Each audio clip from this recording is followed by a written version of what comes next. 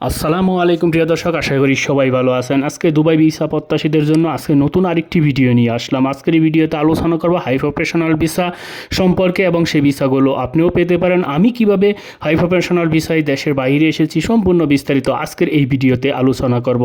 আপনারা দেখছেন mistake point YouTube channel, আর আমি আছি সাদ্দাম হুসাইন। এমন ইনফরমেটিভ ভিডিও পেতে আমাদের চ্যানেলটি সাবস্ক্রাইব করে আমাদের সাথেই থাকুন, আর অলরেডি সাবস্ক্রাইব করে থাকলে আপনাকে অসংখ্য ধন্যবাদ। তো চলুন শুরু করি আজকের ভিডিও। প্রিয় দর্শক, আমরা অনেকেই প্রত্যাশা নিয়ে বসে আছি যে দুবাইয়ের ভিসা কখন খুলবে এইরকম প্রত্যাশা নিয়ে আমরা অনেক দিন যাবত অপেক্ষা করতেছি। তারপরে অপেক্ষা প্রহর শেষ হচ্ছে না, দুবাইয়ের ভিসারও কোনো আপডেট আসতেছে না। ইতিমধ্যে আমরা জানি যে হাই প্রফেশনাল ভিসা এর আগে থেকেও খোলা ছিল, কিন্তু ইতিমধ্যে হাই প্রফেশনাল ভিসাগুলো বন্ধ হয়ে যাচ্ছে। কেন বন্ধ হয়ে যাচ্ছে সেই বিষয়টার জন্য কে দায়ী? সেই বিষয়টার জন্য আমরাই দায়ী। আমরা বাঙালিরা এরকম একটি জাতি যেখানে দুর্নীতি ছাড়া আর কোনো কিছুই আমরা বুঝি না। আমরা প্রতি বছর এই দুর্নীতিতে চ্যাম্পিয়ন হয়ে থাকি। এটাই হচ্ছে আমাদের একটি বড় অর্জন, যা বহির্বিশ্বে আমাদেরকে কলঙ্কিত করে রাখে।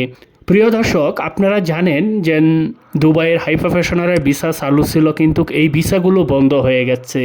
এখন যদি 1000 আবেদন করা হয়, এর ভিতরে আপনার 60টা 5টা বা 10টা 20টা ভিসা হচ্ছে, এছাড়া হচ্ছে না। কারণ কি? কারণ হচ্ছে যে আমাদের দেশের মানুষগুলো যাদের এই হাই প্রফেশনাল ভিসার যোগ্য না, যাদের লেখাপড়া নেই, তারাও কিন্তু আমাদের দেশের টাকা দিয়ে সার্টিফিকেট বানায় যখন এই দুবাইতে আসার পর যখন তারা এটাকে চেক করে দেখে যে সে বকলম, তার কোনো অভিজ্ঞতাই নাই, সে আবার হাই প্রফেশনাল ভিসার জন্য ভিসা নিয়ে আবার দেশের বাইরে আসছে। এইগুলো যখন ধরা পড়ে তখন কিন্তু আমাদের দেশটা অল বিশ্বের কাছে একটি কলঙ্কিত দেশ হিসাবে পরিচিত হয়।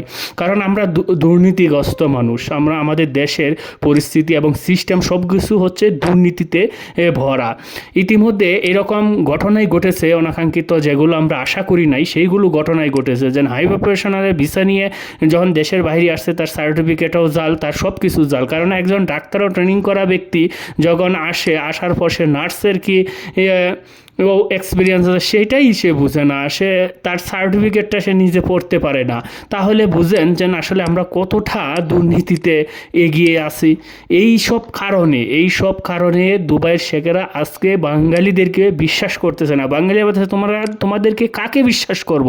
কাউকে তো আমরা বিশ্বাস করতে পারতেছি না। কারণ তোমরা হাই প্রফেশনাল ভিসা নিয়ে আসছো, তোমরা ডাক্তারি সার্টিফিকেট নিয়ে আসছো, আর সেই জায়গায় তুমি তোমার সার্টিফিকেটটাই পড়তে পারতেছো না, তাহলে তোমাদেরকে কিভাবে বিশ্বাস করব? সেই সব কারণের উপর ভিত্তি করে আজকে সকল ধরনের ভিসাই স্থগিত করে দিয়েছে এই বাংলাদেশিদের জন্য। কারণ বাঙালিরা, এরকম কয়েকজন বাঙালিরা আছে যাদের জন্য সমস্ত বাঙালি মানুষ আজকে বাধাগ্রস্ত ক্ষতিগ্রস্তর ভিতরে পড়তেছি। কারণ হচ্ছে তাদের জন্যই। আর কিছু দুর্নীতিগ্রস্ত লোক আছে, তার কলেজের গেটে যাইবে দূরের কথা, হাই স্কুলের গেট পর্যন্ত যাইতে পারে না, তারা আবার অনার্স মাস্টার্সের সার্টিফিকেট নিয়ে আসে। আসলে এখন বুঝেন যে পরিস্থিতিটা কতটুক ধারাইছে, কতটুক আজকে পরিস্থিতিটার অবনতি হচ্ছে। এই সব কারণেই কিন্তু সবার কপালে আজকে শনির দশা লেগে গেছে। কারণ যেন ভিসা খুলতেছে না। আমরা যে প্রত্যাশা নিয়ে বসে আসছিলাম, সেই প্রত্যাশার প্রহর কখনোই শেষ হবে না যতদিন পর্যন্ত এই বাঙালি জাতি এই দুর্নীতিগ্রস্ত থেকে রেহাই না পাবে। এই বহির্বিশ্বে আমরা এখন কলঙ্কিত অধ্যায় হিসেবে আমরা নিজেদেরকে নিজেরা পরিচয় করে দিচ্ছি এই সব কারণে। এখন বলি যে আমি হাই প্রফেশনাল ভিসায় দেশের বাইরে কিভাবে গেলাম। আমি হাই প্রফেশনাল ভিসা মূলত দুই ধরনের হয়ে থাকে। একটা হচ্ছে যে আপনি হাই প্রফেশনাল ভিসার জন্য আপনার অভিজ্ঞতা এক্সপিরিয়েন্স নিয়ে আবেদন করে তারপর আপনি দেশের বাইরে গিয়ে চাকরি জব খুঁজবেন। আর একটা হচ্ছে আপনার দেশের বাহির থেকে আপনাকে হায়ার করে নিয়ে যাবে। যদি দেশের বাহির থেকে আপনাকে হায়ার করে নিয়ে যায়, তাহলে আপনার কোনো টাকা পয়সা কোনো কিছুরই আপনার টেনশন করা লাগবে না। আপনি শুধু আপনার ডকুমেন্টগুলো তাদেরকে মেইলে সাবমিট করে দিবেন, বাস হয়ে গেল। আপনাকে একদম বিমানের টিকিট, এয়ারের টিকিট পর্যন্ত আপনার বাসায় পৌঁছে যাবে।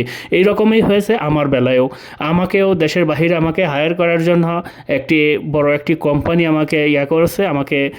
আমি যখন তাদের কোম্পানিতে আমার সব কিছু ডকুমেন্ট সাবমিট করে দিই, দেওয়ার পর আমার কোনো ইন্টারভিউ নাই, কোনো কিছু নাই, শুধু আমার যে ডকুমেন্টগুলো আমি সাবমিট করছি সেই ডকুমেন্টের উপরে নির্ভর করেই তারা আমাকে ভিসা দিয়ে দিছে এবং আমার বিমানের টিকিট পর্যন্ত আমার পাঠিয়ে দিছে, আমার মেলে পাঠিয়ে দিছে। আর অনেকে আমাকে চিনেন বা অনেকেই আমার সম্পর্কে জানেন না, আমি হচ্ছে দেশের বাইরে একজন সফটওয়্যার প্রোগ্রামার হিসাবে জব করে আসছি বিগত 2022 সাল থেকে।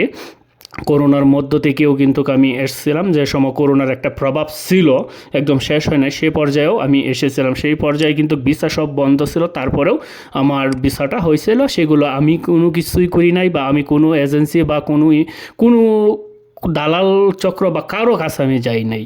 আমি যখন আমার যে কোম্পানি, সিলেক্টেড কোম্পানি, সেই কোম্পানিতে আমার সিভি দেওয়ার পর সেখান থেকেই তারা আমাকে ভিসার যাবতীয় কার্যক্রম যা আছে তারা সম্পূর্ণ প্রস্তুত করে আমাকে মেইলে আমাকে এয়ার টিকিটটা পাঠিয়ে দিয়েছে। সেখানে আমার অরিজিনাল সার্টিফিকেটটাও তারা যাচাই করে না, বা আমি এক্সপিরিয়েন্স আমার আছে কিনা সেটাও যাচাই করে নাই। কোনো ইন্টারভিউ নেই, কোনো কিছু নেই, কারণ তারা একটা বিশ্বাস করেছে। কারণ আমার ফ্রেন্ড ছিল একজন কানাডিয়ান নাগরিক, যে হচ্ছে গ্রুপ ডিরেক্টর ছিলেন, ওনার মাধ্যমে আমার সিভিটা পৌঁছেছে। সেই ক্ষেত্রে এই বিশ্বাসের উপরে আমাকে নিয়ে নিছে।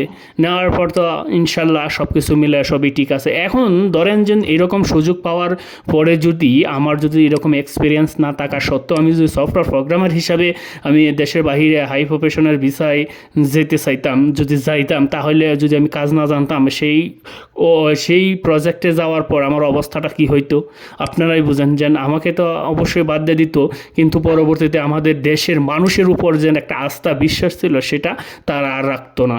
তখন বলতো যেন বাঙালিরা হচ্ছে এই দুর্নীতিগ্রস্ত, বাঙালিরা হচ্ছে দুই নাম্বারই।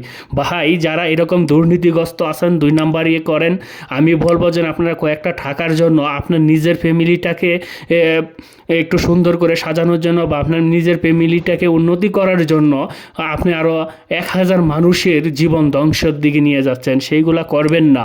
এইগুলা করে কি ফায়দা হবে? আপনি সুখে থাকবেন, আপনার ভাই বেড়াদার আত্মীয় স্বজন তারা কষ্টে থাকবে, সেটা তো আসলে মেনে নেওয়া যায় না। আপনি একজন দুর্নীতিগ্রস্ত মানুষের জন্য যেন লাখ লাখ যুবক সেই চাকরি থেকে বঞ্চিত হবে, সেটা আসলে মেনে নেওয়া যায় না। এবং আমাদের দেশটা বিশ্বের সামনে একটা ইতিবাচক হিসাবে সবার সামনে উপস্থাপন হবে, সেটাও কিন্তু মেনে নেওয়া যায় না।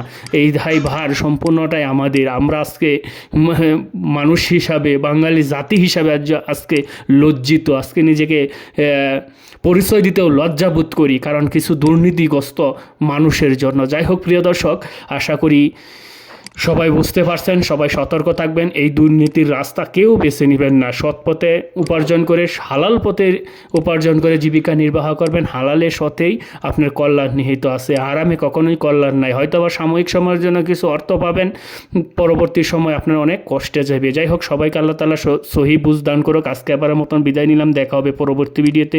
সবাই ভালো থাকবেন, সুস্থ থাকবেন। ধন্যবাদ সবাইকে।